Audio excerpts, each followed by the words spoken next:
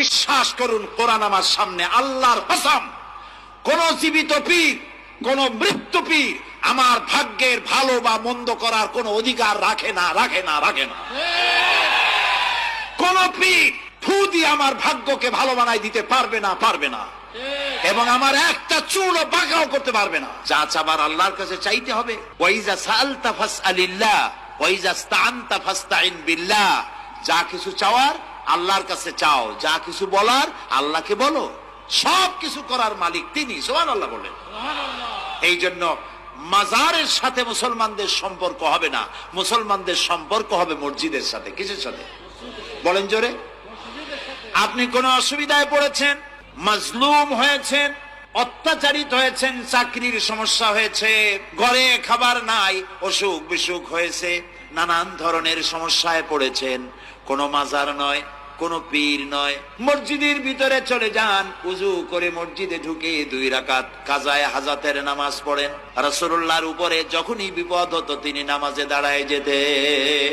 সুবহানাল্লাহ বলো। আপনি কেন যাবেন একটা কবরের কাছে?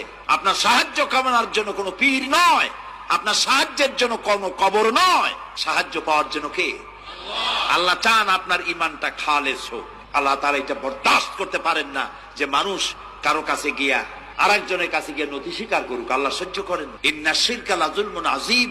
শিরক হচ্ছে মস্ত বড় জুলম, অত্যাচার। আল্লাহ সব থেকে অপছন্দ করেন কোন গুনাহ বলেন?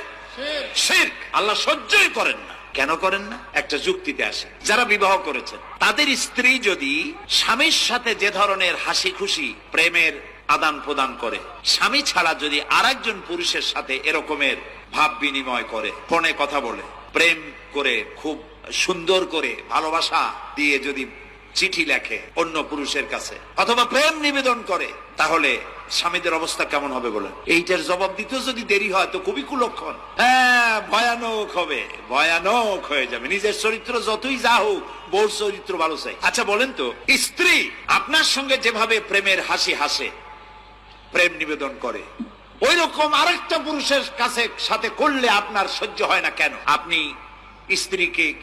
স্ত্রীর উপরে আপনার অধিকারটা কতখানি, কি জন্যে? আপনার স্ত্রীর যে হাসি, যে মিষ্টি হাসি, যা আপনার প্রাণ কেড়ে নেয়, ওই হাসিতে আপনার কোনো অবদান আছে বলেন? তার যে টানা টানা চোখ, সুন্দর ভ্রু, মাথায় অনেক লম্বা চুল, শরীরটা সুন্দর, যৌবন, রূপ, এর ভেতরে আপনার কোনো অবদান আছে? হ্যাঁ আছে, একটু তো আছেই।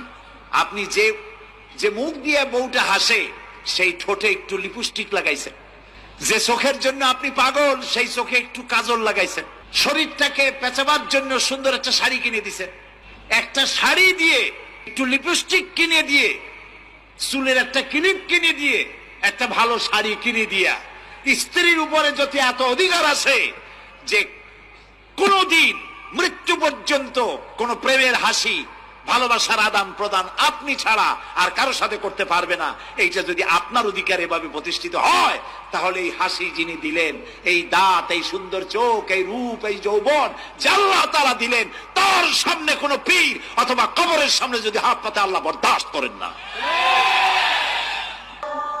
রাসূল সাল্লাল্লাহু আলাইহি ওয়াসাল্লাম যে রোগে মারা গেছেন, শেষ অসুখ